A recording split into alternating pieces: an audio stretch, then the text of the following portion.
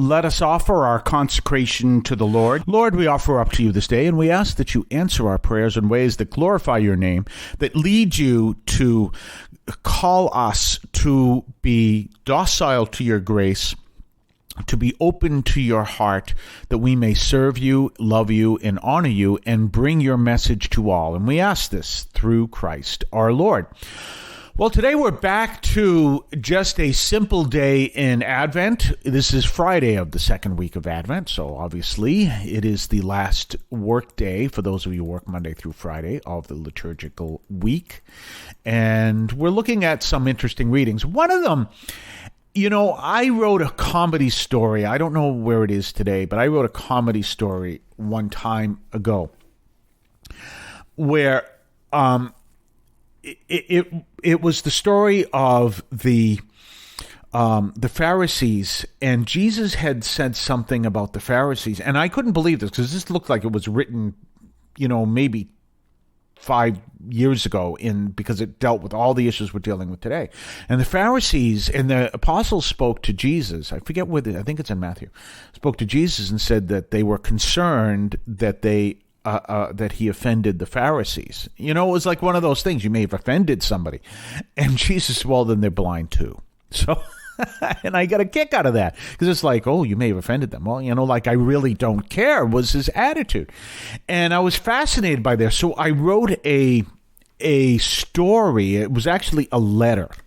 And it was a letter from a fictitious head of events for a university telling Peter that his recommendation of this Mr. Jesus was not going to be accepted at this university, and gave all the reasons why. He went through all the Gospels, and how politically incorrect he was. And this was one of the best examples, and that's where I got the idea. As a matter of fact, as I was reading this and the Gospels that day, I almost laughed because that's where I got the idea. I was like, I don't believe he actually did that. That's fascinating because people always say, well, Jesus was a nice guy. Oh, really? Well, you go up and tell him that you think he offended someone. Who say, well, okay, then he'll offend them some more. Amazing. So today's gospel is similar to that. It really is, people who are always complaining. And what does he say? What shall I compare this generation? And then he goes on, he says, you're complaining about John the Baptist, who comes neither eating nor drinking, and you say that he's possessed. And then I come along eating and drinking, and you say that I'm a drunkard. This is, you can't have it both ways. Well, that's the reading today. It's Matthew 11, 16 through 19. And it really indicates, is a closed heart. No matter what you say, people will complain, and it's the same people will complain. Well, this means that. Well, that means this. And it's this back and forth. Well, what's the real problem? The real problem is not that John the Baptist is not eating and drinking and they don't like that. And the real problem is not that Jesus is eating and drinking and they don't like that. The real problem is their hearts are hardened. And that's what he's getting at. As a matter of fact, he says at the very end that of this pericope, what is a Bible verse, a section of Bible verse called pericope. And what he says at the end of this pericope is, wisdom is vindicated by her works. In other words, the wise will understand this. The wise get this. And you have a hardened heart, therefore your heart will never be open to wisdom, and because it will never be open to wisdom, you're just not going to get it, and you're going to keep complaining until the cows come home. And that's it. So it's a powerful message there, and it always can remind us of things. And always remember, one of the most fascinating things that I try to remember, and try to remember is good, because I'm always not good on this, is one of the corporal works of mercies is bear wrongs patiently. So don't necessarily defend yourself every time someone says something that you might find offensive. Bear wrongs patiently. And he's kind of coming from that perspective that no matter what they do, people are complaining. But again, why? Because the person who bears wrong patiently is actually rooted more in the gospel and knows the Lord is with them and knows the Lord is leading them to healing and knows the Lord is leading them to a deeper understanding. So they're not going to respond, so there's no need to. Good example of this is Twitter. I very, very rarely get into any discussions on Twitter.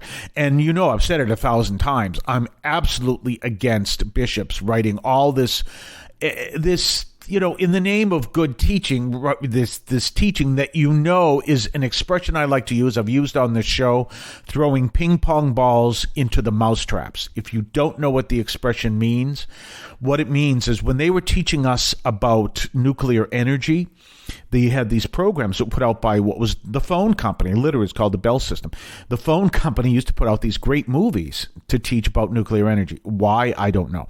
Why was it related to the phone company? I don't know. But anyway, so they had all these mouse traps with ping pong balls on them, and this hand would throw in another ping pong ball, and it would hit one of the mouse traps and set them all off. Then the next thing you know, they all go crazy because each one of these mouse traps gets hit by a ping pong ball. It goes off. And it was to show nuclear fission. So one of the expressions I like to use is someone throws in the ping pong ball into the mouse traps. Because what's happened is you have someone, a bishop or someone will make some kind of a statement about Catholic morality.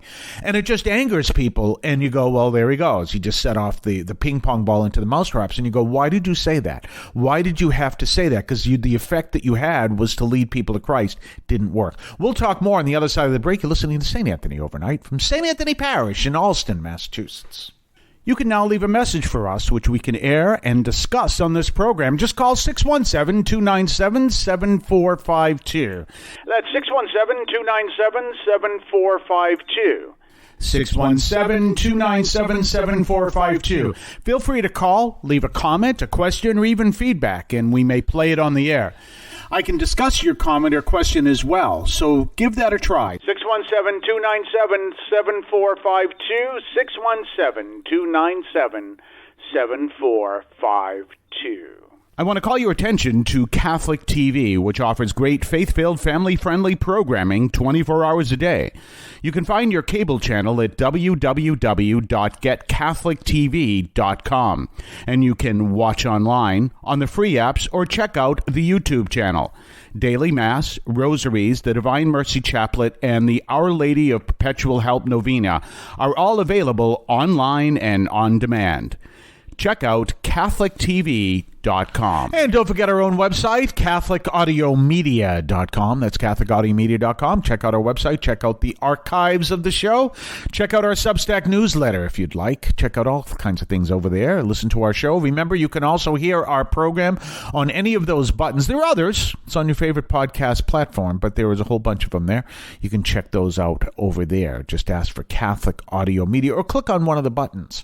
I guess I tried looking this up on iHeart, because I'm saying people getting this, and on iHeart, well, even though it's Catholic Audio Media, if you go to iHeart and type in Catholic Audio, it comes up. So you're not even the media yet. So I don't know. Anyway, we are on iHeart, and you can find that through the button. In any case, we are here, and we're talking about this powerful gospel teaching. And I was talking to you about throwing ping pong balls into the mousetraps. And I talked about, why people will make some kind of a statement. It gets all people upset and they'll get all the whole bit. So you go, why did you make that statement in the first place? Well, here's the other side. Don't respond.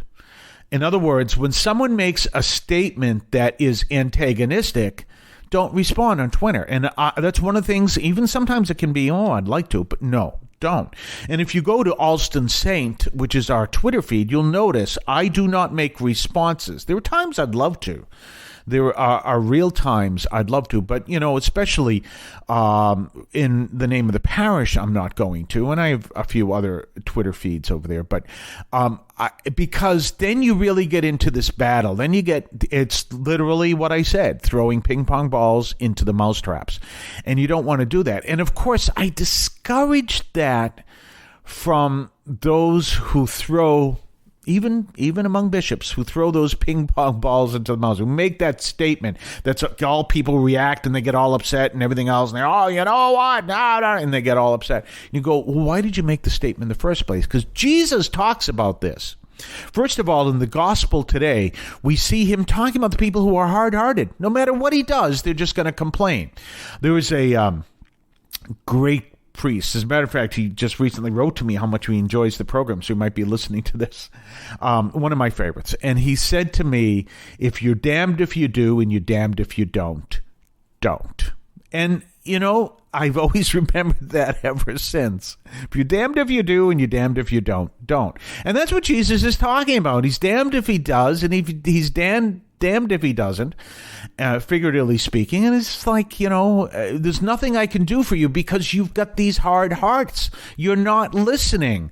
And maybe you can, if you're a priest in a parish where you're damned if you do and you're damned if you don't, you know it's not you. It's the people who have hard hearts. So that's what you need to address. So it's a powerful thing that we're looking at this when we see this. And Jesus makes another statement elsewhere that applies, and that is, don't throw your pearls before swine. If you're going to, you know, this is, again, if you're a bishop listening to this and you keep sending these messages on Twitter, don't send the pearls of wisdom to people who aren't going to listen to it. Don't throw your pearls before swine. Don't say something to people that's just going to get them all riled up, and it's not going to do anything, and it's not going to encourage anything. It'll be like, you know, it's not going to do anything. It's just going to get people upset. Don't. You're wasting your time. You're really antagonizing. Don't. And if you're being antagonized on like Twitter, don't respond, because then you end up in the situation Jesus describes. We'll talk more on Monday. Have a blessed weekend. If you would like to support our program, please consider a donation to St. Anthony Parish in Allston, Massachusetts. There are several ways to consider this. One is to purchase any of our merchandise, which you can find at the shopping tab at CatholicAudiomedia.com. That's CatholicAudiomedia.com. There are coffee mugs there. There's also my latest book, Encounter Christ in Your Humanity, all of which you can find at the shopping tab at CatholicAudiomedia.com. You can also donate to the show directly through either the Donate tab, also at CatholicAudiomedia.com, or by sending a donation to the U.S. Postal Service with your questions and comments at 43 Holton Street, Allston, Massachusetts, 02134. That's St. Anthony Parish, 43 Holton Street, Allston, Massachusetts, 02134. Finally, the best way you can support our parish is to attend Mass on Sundays at 10 o'clock and be a part of our parish. We thank you for any support you would like to give to St. Anthony Parish in Allston, Massachusetts, the sponsoring parish for this media outreach to Catholics and other Christians in the WROL, WEZE, and podcast listening audience. In Cristo vivimos.